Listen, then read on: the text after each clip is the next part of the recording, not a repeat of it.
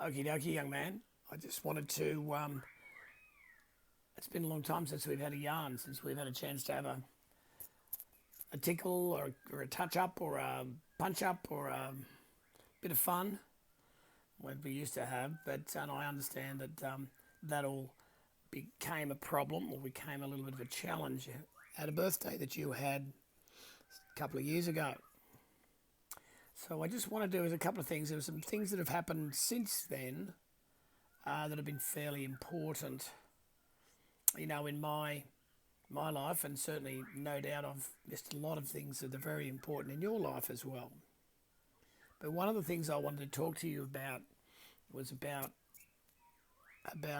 the things that you learn as you're growing up as a well, I'm going to say a young man now because you're getting bigger and bigger by the day. In fact, right now you're probably out trick or treating with your mum and having some fun for Halloween. And I remember in the walks that we used to have how much you'd love that. And I've got some video of you and your lightsaber sword and all of that sort of stuff. So, but I just wanted to say two things, a couple of things. First of all, I wanted to say to you that I think that when you had your last birthday, there was some things that happened at that on that afternoon that I certainly didn't think were as bad, or there was an incident that happened there that I thought was nothing much more than fun, and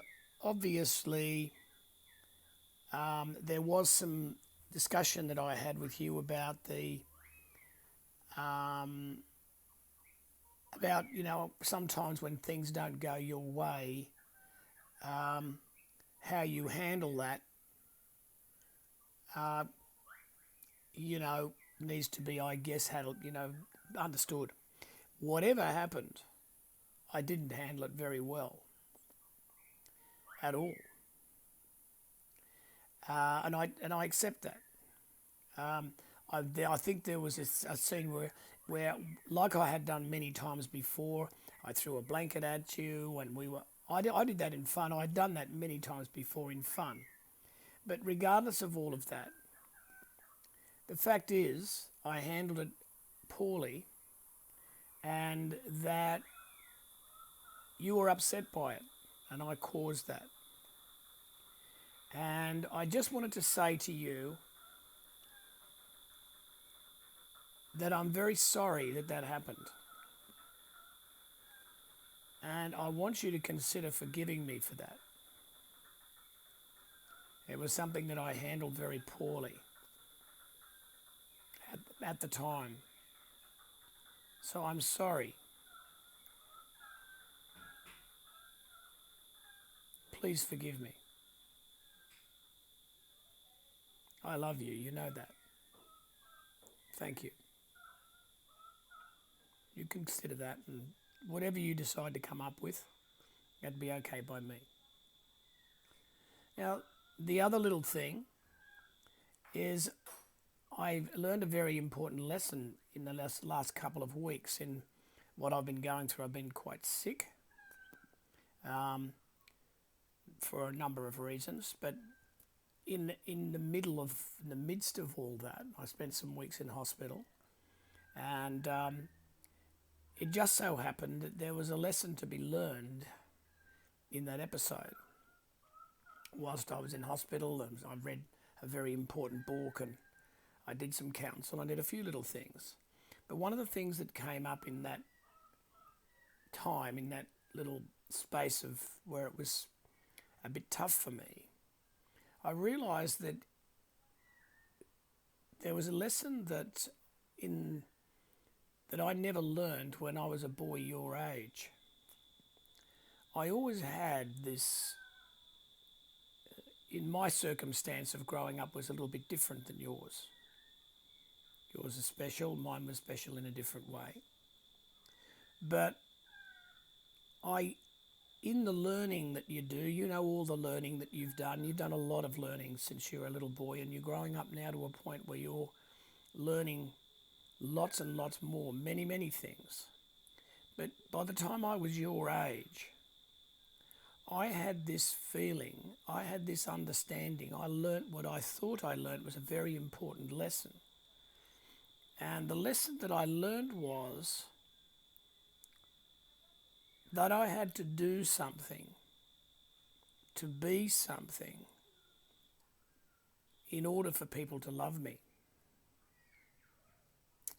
And in recent times, in some of the counselling that I've done, some of the things that have happened in my life, it was made very, I learned a lesson that that idea that I had actually to do something like be special or be funny, be smart, be good at things was required for me to be loved.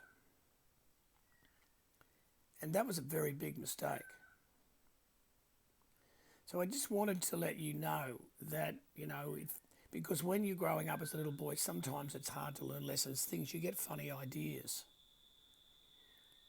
And it's really important that you understand that you don't need to do anything to be loved at all. Nothing.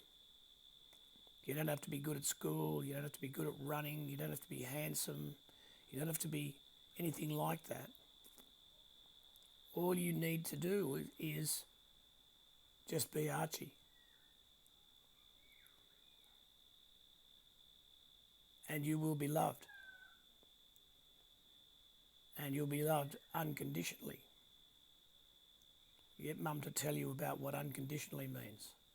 It means that you don't have to do anything. You don't have to look good, feel good, be smart at school, anything. Because your Mum and Granny and me, we will never stop loving you no matter what. You don't have to do anything. You have to wake up in the morning and you know that that love is there for you all day, every day, for the rest of your life. So whenever you think you have to be clever or smart, you know that you've always got that love that can never go away from your mum, from me, from Granny, and probably a lot of other people.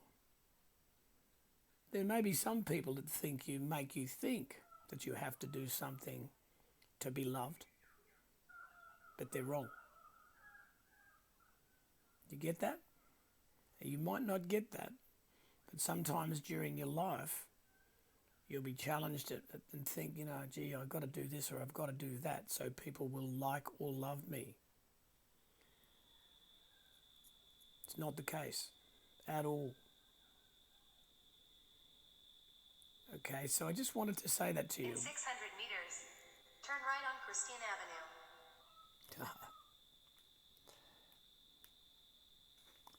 Sorry about that. But that's an important thing for you to understand. As you grow older, as you get, next year and the year after, you get bigger and bigger and bigger, you'll learn also that the most important person to love you is you. The person in the mirror. When you get up in the morning and look at that mirror, sometimes it's hard to love the person in the mirror. But if you start learning now about all the good things, all the good you are, there are a lot of good things about you, and get to learn and know yourself and love yourself just because you are who you are. There's plenty of reasons for you to love yourself. But growing that love and that respect for yourself is a big, big deal. So I know your mum's helping you do that, and so's Granny. So that's enough for now anyway. So I hope you having a beautiful day. I hope it's a first-class day for you. No doubt there'll be lots of laughs and happiness and all sorts of things. I'll be down next week to see Mark's, and I'll be in Lismore. So maybe I'll get a chance to see you. But if I don't, that's okay. Whatever you think's the best thing. But I just wanted to let you know that there's never, as long as you live, you'll always be loved, particularly by me, by your mum, by Granny, and probably a lot of other people as well. And you don't have to do a single thing to earn that love. Okay?